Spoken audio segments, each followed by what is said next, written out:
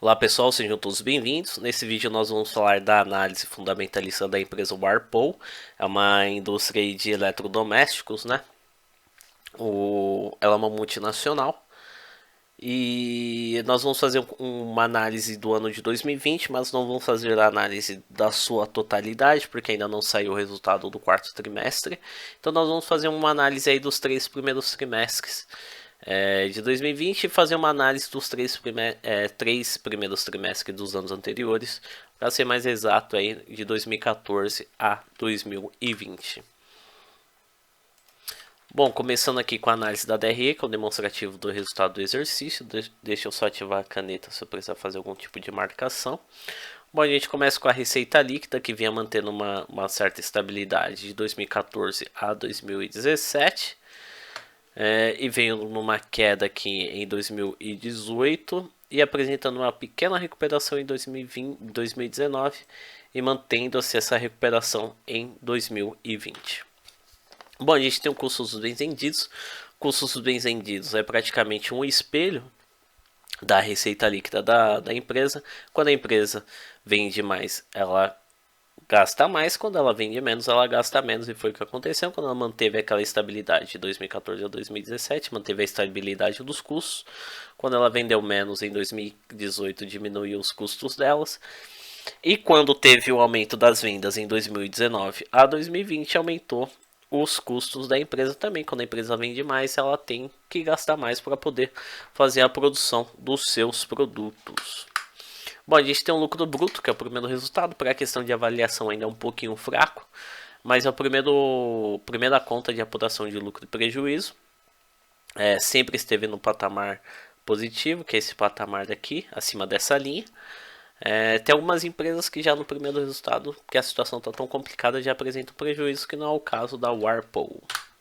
Bom, a gente tem a receita e despesas gerais administrativas, como o nome já diz, são outras receitas e outras despesas que não estão envolvidas diretamente no processo operacional da empresa, ou seja, não está ligado diretamente com o seu principal ramo de atividade.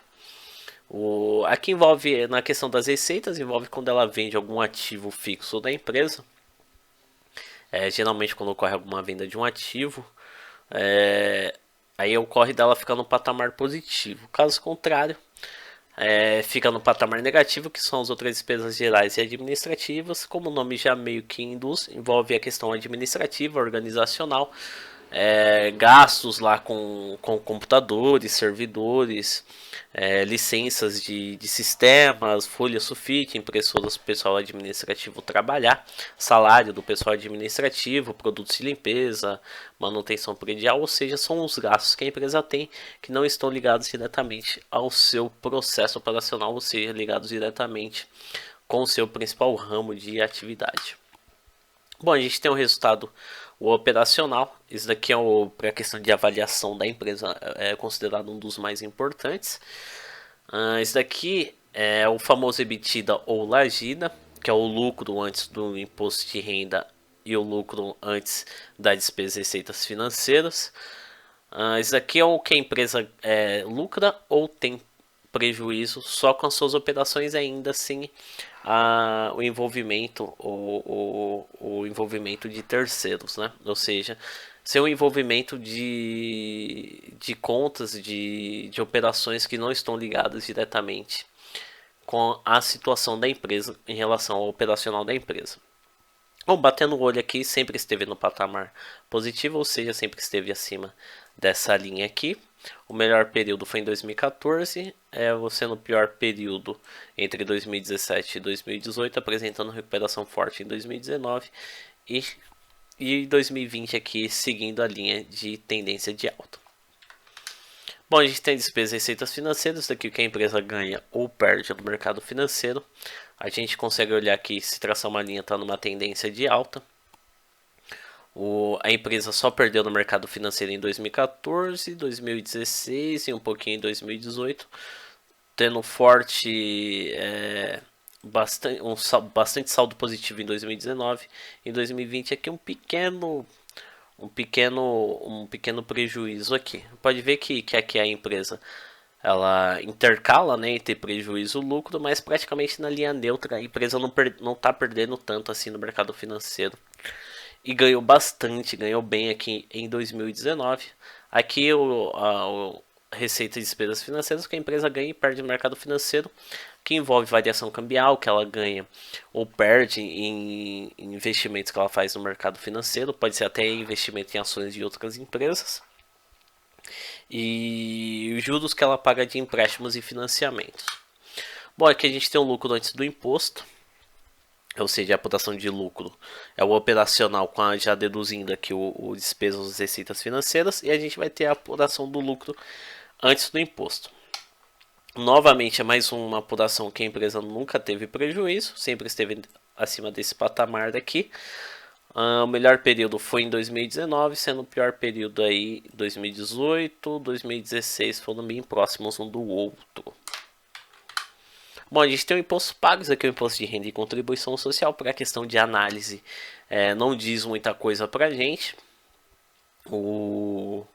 Mas a empresa sempre lucrou, então ela sempre pagou imposto de renda, sendo que ela pagou mais imposto em 2019, que é o imposto de renda e o contribuição social, que é o período que ela lucrou mais, então ela pagou mais imposto. Então, para a questão de análise, não tem muita coisa a dizer para nós, não. Bom, a gente tem o lucro líquido, que é a última apuração de lucro e prejuízo da conta de DRE.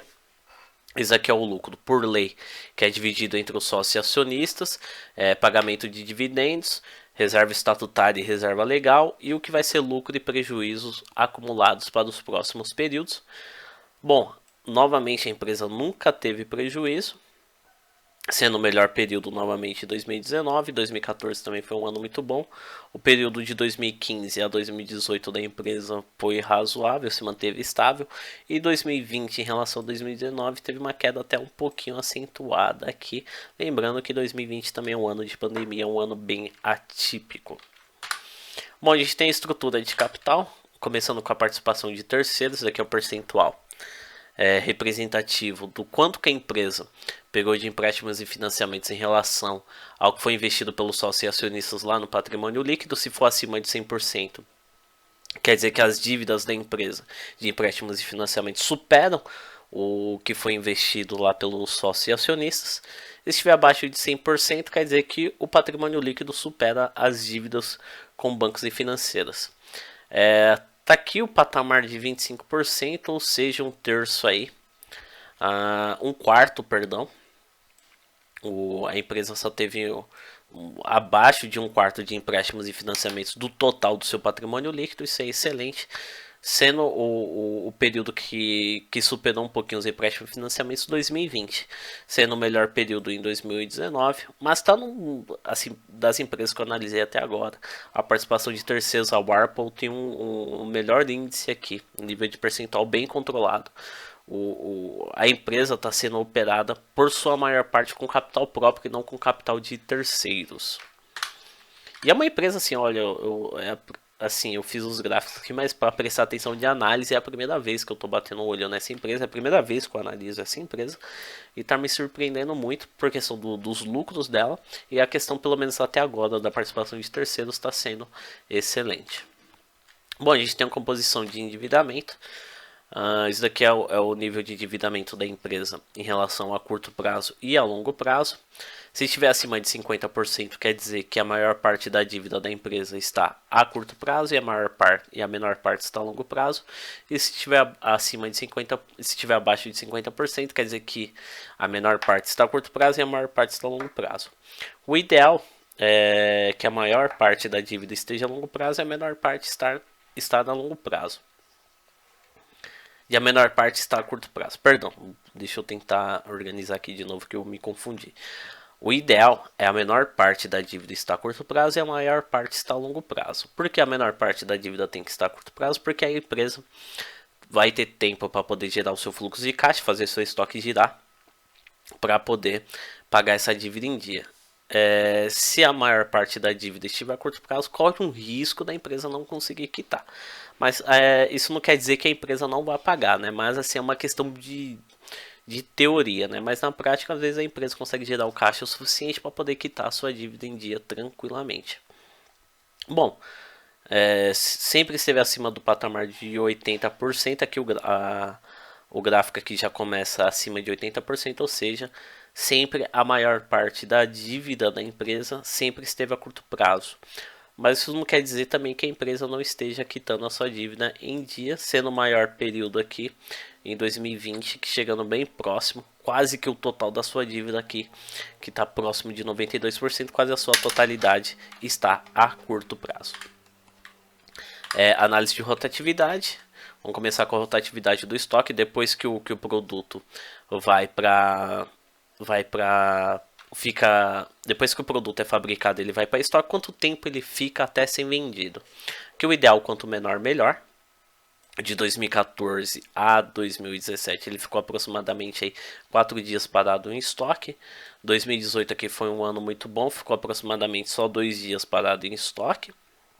Subiu um pouquinho em 2019 para 4 dias novamente, e em 2020 esse prazo diminuiu consideravelmente, chegando aproximadamente quase o que o estoque fica parado aí. O produto fica parado em estoque aproximadamente um dia. Bom, a gente tem um prazo médio de recebimento. Quantos dias depois que o produto sai do estoque é vendido para o cliente, quanto tempo a empresa demora para poder receber. Bom, a gente está numa tendência de alta, isso é ruim, quer dizer que os prazos de recebimento estão aumentando.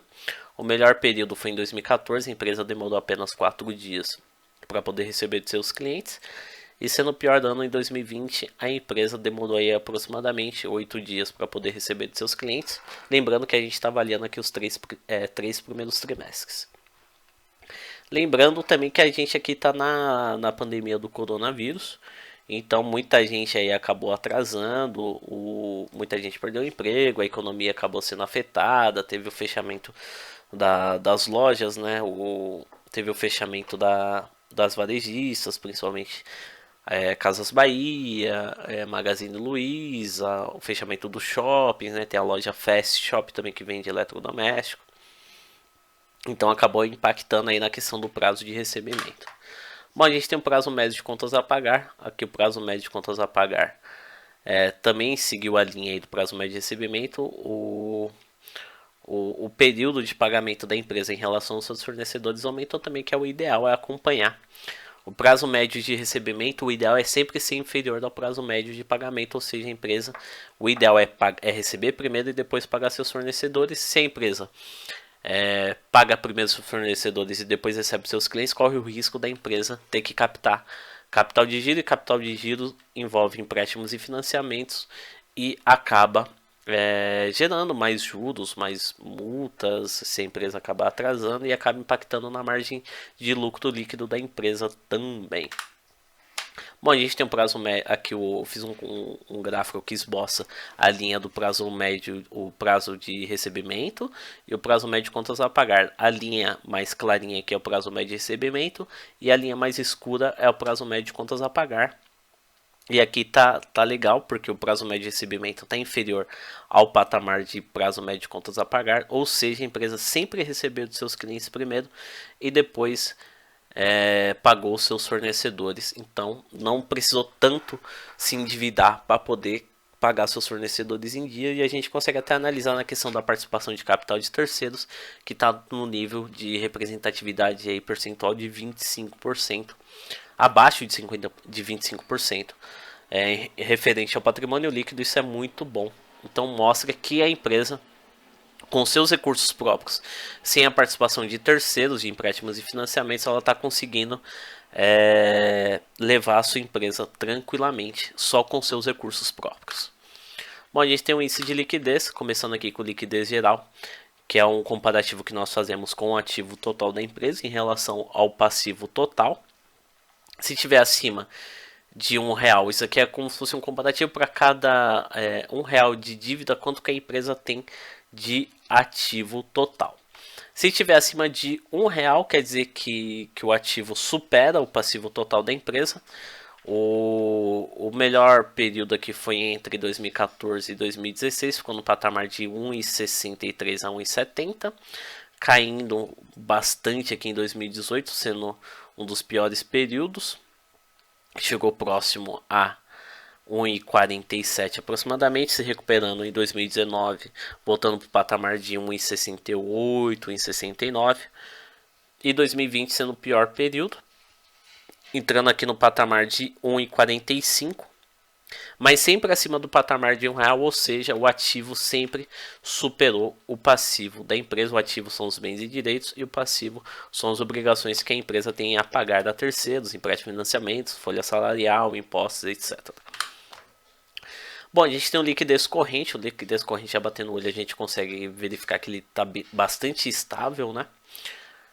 Tem uma estabilidade bem razoável, principalmente de 2014 a 2018, caindo um pouquinho em 2019 e recuperando-se ao mesmo patamar de 2018 em 2020. Esse liquidez corrente a gente utiliza, é praticamente a mesma ideia da liquidez geral, só que a gente utiliza a conta do ativo circulante comparando ao passivo circulante, ou seja, os bens e direitos a receber no período de curto prazo em relação ao que a empresa tem a pagar a curto prazo. A ideia é a mesma se estiver acima do patamar de R$1, quer dizer que o ativo circulante da empresa supera o seu passivo circulante. Batendo o olho aqui de 2014 a 2020, sempre superou o ativo circulante em relação ao passivo circulante. Só em 2019 que chegou bem próximo de R$1. Praticamente em 2019 o ativo circulante foi igual ao passivo circulante. Bom, a gente tem o liquidez seca. O liquidez seca é o ativo circulante em relação ao ativo circulante menos o estoque, ou seja, são as contas que se transformam em dinheiro com certa facilidade, por exemplo, a conta caixa e a de investimentos, em relação ao mesmo passivo circulante, que são as obrigações com terceiros no período de curto prazo. Aqui dificilmente supera o patamar de R$1, ou seja, dificilmente o ativo seco da empresa, eu gosto de utilizar esse termo, o ativo seco, que é o ativo que se transforma em dinheiro com facilidade, dificilmente supera o patamar de R$1. Mas ficando acima do patamar de 50 centavos, eu acho que é o ideal. Acho que é um nível razoável. 2014, 2018 e 2020 ficado acima do patamar de 50 centavos, ou seja, para cada R$1 de dívida a empresa tinha 50 centavos de ativo seco, praticamente a metade da dívida a curto prazo. Mais 2017, 2015 e 2016 ficando praticamente no patamar próximo, 2019 também próximo de 50 centavos. Não teve tanta variação assim, não ficou tão longe do patamar ideal.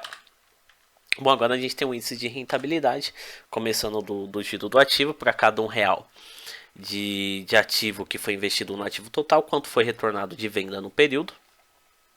O ideal também é estar próximo de R$1, vamos supor, 70 centavos a R$1. Aqui é o patamar, vou colocar aqui como base o patamar de R$1.